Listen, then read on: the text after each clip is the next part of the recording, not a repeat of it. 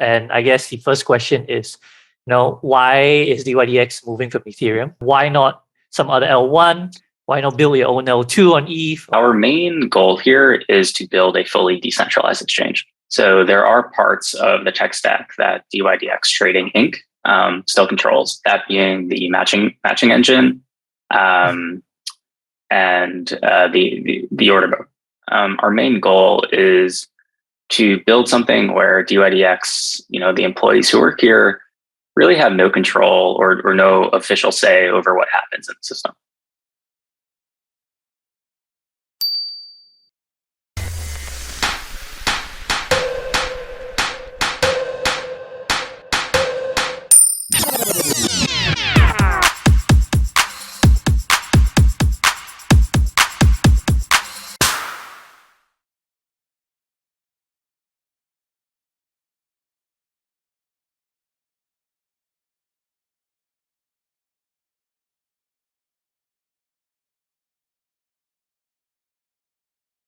Hello, everyone. My name is Ben, and as usual, I'm the host for today's podcast. Today, we have Corey Miller, a head of growth from dYdX. Welcome to the show, Corey. Hey, yeah, thanks for having me. It's great to be here. Yeah, so before we begin, right, I generally like to ask, tell us a little bit about yourself. Yeah, certainly. So I'm the growth lead here at dYdX. I've been here for about 2 years now. I'd say prior to dYdX, I was actually more on the investing side of things. So was at a crypto hedge fund for a few years, and then prior to that was at a venture capital fund. So, what got you into crypto? What was the spark? Yeah, it's a good question. I mean, I would say back in 2017 or so, I was working at like a general venture capital fund. And, there was a lot of exciting things going on in crypto. So much so that, every entrepreneur that I was meeting in crypto had these really big ideas. And I just kind of felt like the industry was moving so quickly that there was something real there, even though at the time, a lot of people understood that the valuations for these projects were probably not, super meaningful in the sense that like they were very much inflated. But at the same time, the thought process from my perspective was, this could be kind of the next evolution of where technology is going. And, if you, maybe like compare it to, like the early 2000s or something like that in the internet era, a lot of people kind of understood that the valuations then were also inflated. But at the same time, people kind of realized that there was something very real going on here. And if you're in it for the long term, you could very well kind of reap the benefits there. And so, my hypothesis all along was this was kind of a paradigm shifting industry, and I wanted to jump in at a pretty early stage, and not worry too much about inflated valuations. And kind of have the thesis that things will work out over the long term. Yeah, I mean, essentially a sunrise industry. Yeah, and so I from kind of this like venture capital world, I moved on to like a crypto venture fund or crypto hedge fund, and from there, had the ability to really get a good understanding of what was happening in crypto over the course of like from 2018 to 2020 or so. And, during that time, got super excited about DeFi. In my opinion, during that time, DeFi was like the main thing that had like any sort of product market fit. And so from then I was like, okay, I really want to spend time in DeFi full time. I think this is kind of the next thing in crypto specifically. This is where I want to like double down and make my bet. And that's when I got into dYdX specifically. I'd always known about dYdX. I had been following Antonio for quite a while, had really admired the product vision and kind of the product releases that they had done over time. But nonetheless, I stepped in and helped them out with growth over the last 2 years or so. And Yeah, I mean, the protocol has grown quite a bit over that time. Um, when I joined, we were probably doing less than like $1 million in daily volume, Mhm. and then at our peak, or earlier this year, we were doing north of $5 billion in daily volume. Now we're call it roughly like 500 million or Yeah. so in daily volume. But yeah, that's a little bit about me and my background. Yeah, yeah. I mean, you kind of jumped ahead already and gave some hints about what dYdX is, but for the uninitiated, could you give just a short explain on what dYdX is? Yeah, absolutely. So dYdX is a decentralized derivatives exchange. We offer the ability for our users to trade perpetuals in a decentralized fashion. Perpetuals are the most highly traded product in all of crypto. They were popularized by BitMEX, but then other exchanges such as like Binance, FTX, Bybit came along and got extremely popular as well. A perpetual is quite simply just like a feature that doesn't expire; it continuously rolls over, Mhm. and it's a pretty efficient way for various people to express opinions on the market, and it's also a really efficient way to obtain leverage on the market. And so I guess, dYdX's thesis has been that, the same way that decentralized exchanges have gotten popular from a spot exchange perspective, we've seen the rise of Uniswap, really compete with centralized exchanges in a lot of ways. We kind of view that same thing happening to derivatives and perpetuals specifically. And so dYdX, we are the top derivatives exchange in all of crypto. And yeah, right now we're focusing on perpetuals, but in the future, we really want to be the place where people can trade all types of derivatives. Yeah. So, dYdX has been around, it's pretty much one of the blue chips for DeFi. And, where DeFi starts, all of it started on ETH. And, dYdX made some big waves in the industry by announcing their move from ETH to Cosmos. So, there are many questions. I'm sure you've been plagued with them. And I guess the first question is, why is dYdX moving from Ethereum? What would the move look like? And, there's so many other questions like why not some other L1? Why not build your own L2 on ETH? Or, yeah. Yeah, great question. So dYdX, as you said, right now we are built on a layer two that's built on top of Starkware. So Starkware, is a zero knowledge proof system. It settles to Ethereum. Right now, users could trade on dYdX with zero gas costs, and we have like pretty good scalability. So like right now, the system is like pretty good, let's say. But our main goal here is to build a fully decentralized exchange. And at the moment, our exchange is actually not fully decentralized. So there are parts of the tech stack that dYdX Trading Inc. Still controls, that being the matching engine and the order book. And so for us, our main goal is to build something where dYdX, the employees who work here really have no control or no official say over what happens in the system. And so like we obviously, the current system that we have does not work for that specific goal. And so we went kind of down this rabbit hole of thinking about, okay, like from first principles, what do we actually want to do to achieve this goal of full decentralization? And so, yeah, we did look at other layer ones. We looked at,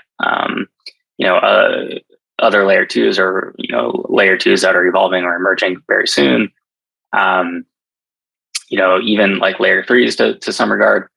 And kind of decided that building our own like layer one that like dYdX validators would control would ultimately give us the most flexibility as well as the most confidence that we could build something really important and impactful. So basically we decided to start building a dApp chain that is utilizing the Cosmos SDK. And so our goal here is to release that, open source it by the end of the year, and probably release it early next year. That's kind of where we're at today. Yeah. So I guess the big question for everyone is, why Cosmos SDK? What about the tech that really appeals to the dYdX team? Why not an AVAX subnet, for example? Yeah, it's a good question, and all of these different options are good in their own ways, and a lot of them have like different pros and cons. And so, usually the answer for anything is like there's not one specific reason why we went with X and did not go with Y, right? Like there's all these different trade-offs that you ultimately have to make when deciding, what platform to build on. But for us specifically, we kind of felt that having like our own chain, having the ability to like do customizations, having the ability to like upgrade it over time, really just put more control in the hands of like the dYdX community. And so we kind of have the vision that we'll be able to eventually do more on this chain, and making that as good as possible, and then building that out over time. Obviously, the big move, there's a lot of pros, but there's also a lot of cons. Are there any potential risks or downsides that you foresee with this migration? And before that, in the first place, is it even a migration, or will dYdX run two apps at once concurrently? Yeah. So initially, once we let's say launch V4 is what we're calling the new chain. Both apps V3 and V4 will be running in parallel for some amount of time. Over time, V3 will likely be wound down. And at that time, users could kind of decide whether or not they want to migrate over to V4. The process of migrating over to V4 is still being worked on, but hopefully it'll be pretty seamless. Nonetheless, like you will have to wind down your positions on V3 and then kind of just like port over, your collateral over to V4 and then, reopen them on V4. So in terms of like potential risks, there is always the risk of people like winding down their position on V3 and like not porting over to V4, right? For whatever the reason may be. Maybe the product experience isn't very good. Maybe they don't trust the security of the V4. Maybe like there's not enough liquidity on V4 to satisfy their needs. Maybe enough markets on V4. There are certainly a lot of open questions. We are very confident, however, that we will be able to answer all of those questions and build a really good product that people will want to use. For new users, we think we can build an experience where they may not really even know what like chain they're building on or what chain they're using. And so that's kind of like the goal, I think, for dYdX and probably like any DeFi application for that matter, right? If we really want to scale to hundreds of millions of users using these applications, we have to build an experience that parallels Web2. And what that really means is like the users care about the product. They don't really necessarily care about like the underlying. If you can build an experience that is really good, and that kind of abstracts away some of this complexity that we're talking about right now, that's kind of the end state here, I think, in crypto. And obviously there's a lot that goes into it that ensures that, the security is up to snuff. And that, hopefully users don't have to really think too deeply about like the underlying technology.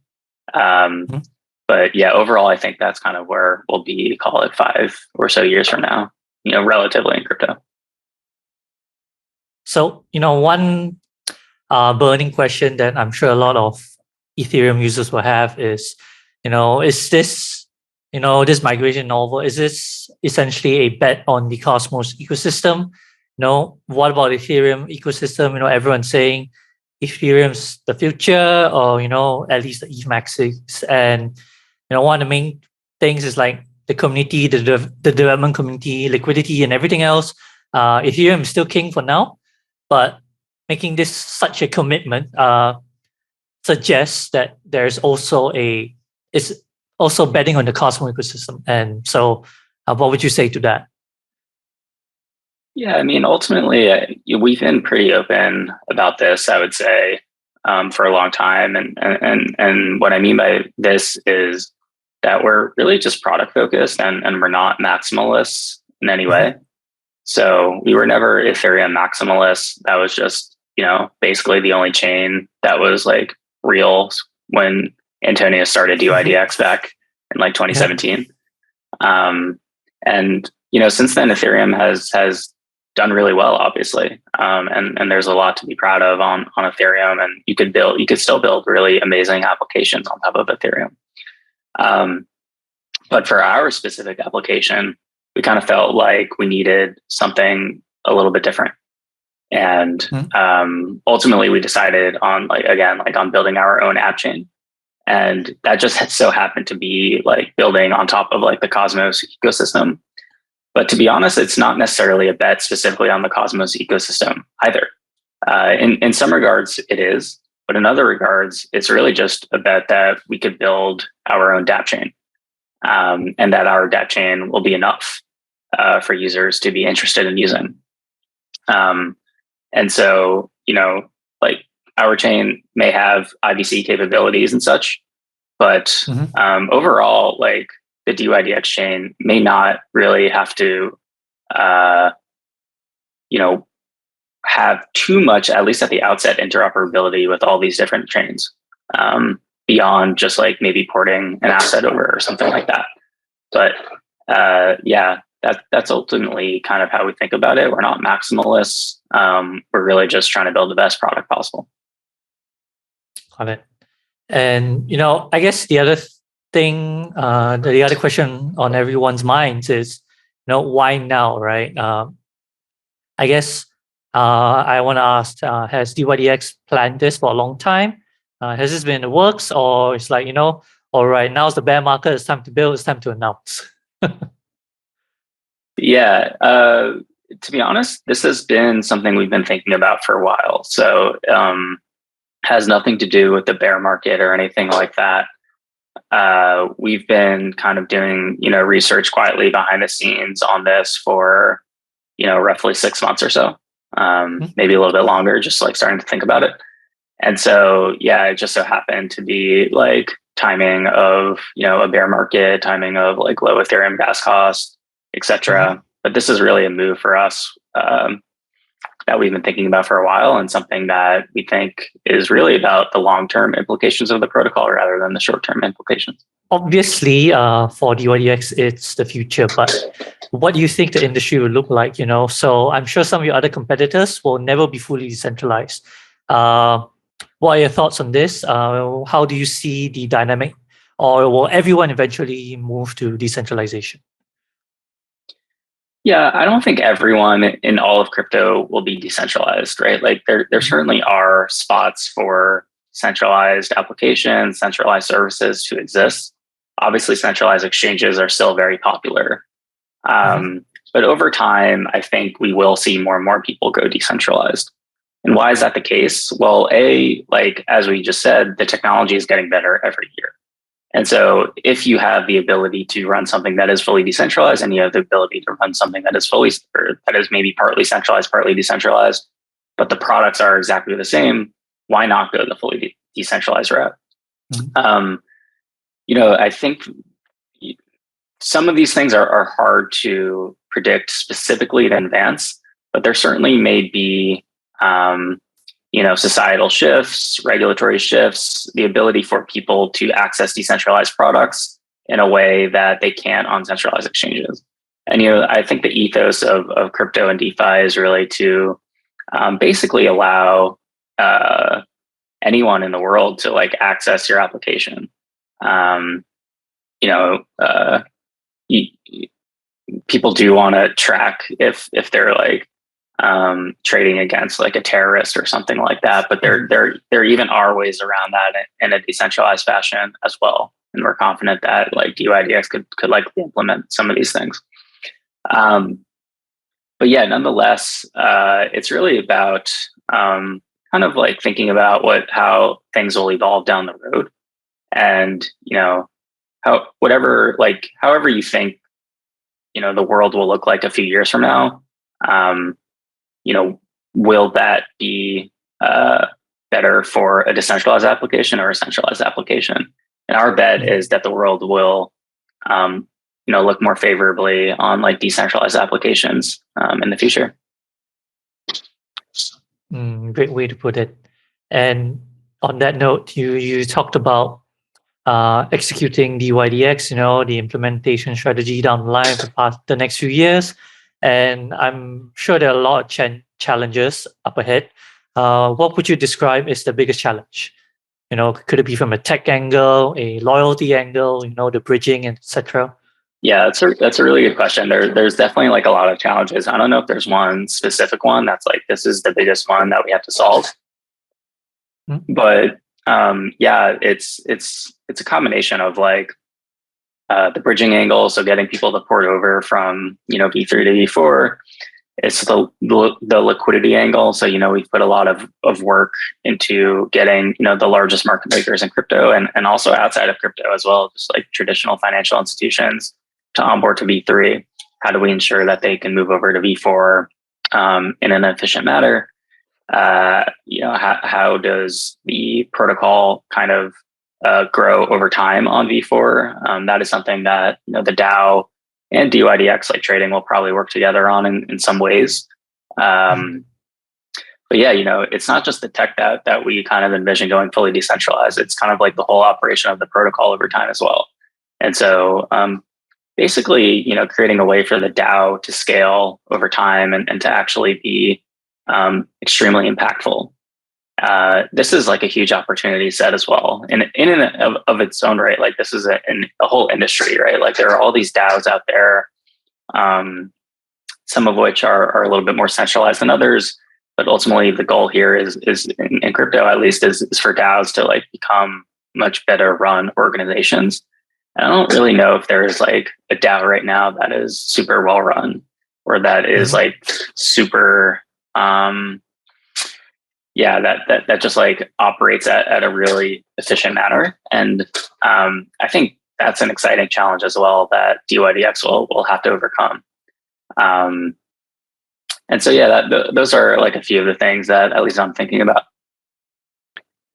Yeah, interesting. On that note, right, because essentially what dYdX is doing is making its own dApp chain. And do you think this will be more common in the future where protocols migrate out of their base chains and start managing their own chains? Because like you said, there are a lot of perks to doing it. Yeah, I think it's certainly possible. I think dYdX, we've been a lot of times at the bleeding edge of innovation on the technical side.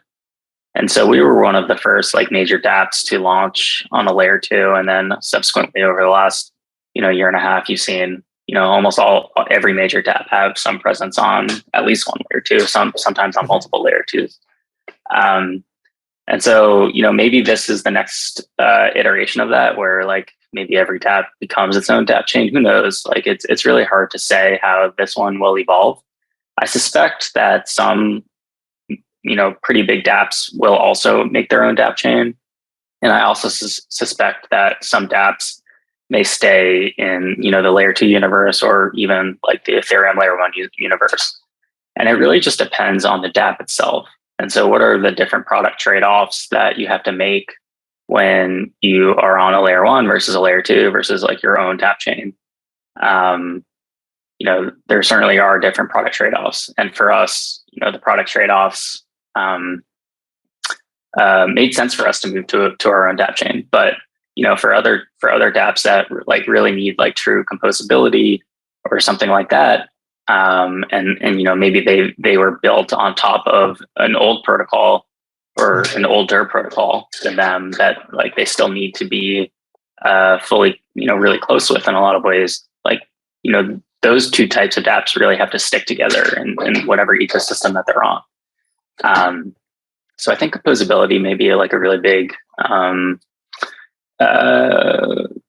big part of the thinking here for different applications. The security, of course, may factor in. It's not easy to like just launch your own dApp chain with like pretty good security. There's a lot of thinking that has to go in and making sure the validator set is high quality. So those are some of kind of like the questions that people may ask themselves. Mm-hmm. Yeah, definitely. And we talked a lot about we kind of diverged a bit and talked about the implications of a dApp chain, but I just want to pull the conversation back to dYdX, and we've talked a little bit about what dYdX wants to do, but is there a timeline on this? Yeah. I mean, there is a timeline. By the end of the year, we want to open source this, and hopefully by Q1 or Q2 of next year, like this dYdX v4 will be like fully live in production. Mm-hmm. Awesome. Another question: there are some concerns about, or maybe some hopes that there will be some obviously improvements, but is there any hints about what core features will be added or changed in the future? Some people are asking as well about the fee structure. Any things like that you can share with? Yeah, I mean, on fees specifically, we've shared that like dYdX trading, the entity that currently runs V3, we will not be taking fees in V4. And so how the protocol handles fees is still kind of up for debate, and that'll be something that the token holders kind of decide in the future. But yeah, what we can say for certain is that we will not be taking any fees. All right. I guess this is the degen question. Will there be any liquidity incentives or airdrops in the future? Yeah, I mean, that's another question that'll likely be up to the dYdX token holders. Yeah, I mean, we do have liquidity mining programs ongoing for V3. Will those shift over to V4? Perhaps. Will those be wound down on V3 and like relaunched on V4, or maybe updated in some way? Perhaps that is a possibility. That is something that I'm excited about for the token holders to really think about and decide on in the future. Yeah, and that's about all the questions I have for today. But just to round up the session, is there anything else you would like to share before we close it? No, I don't think so. I think we covered most of the topics here. But yeah, I really appreciate you having me on the podcast. It's always great to chat. Yeah, great to have you, Corey. Thank you so much. And I think that's about it. Have a great day. Thank you. For the latest crypto prices, visit our website. If you haven't already, make sure to subscribe to our YouTube channel to keep up to date on the latest crypto trends.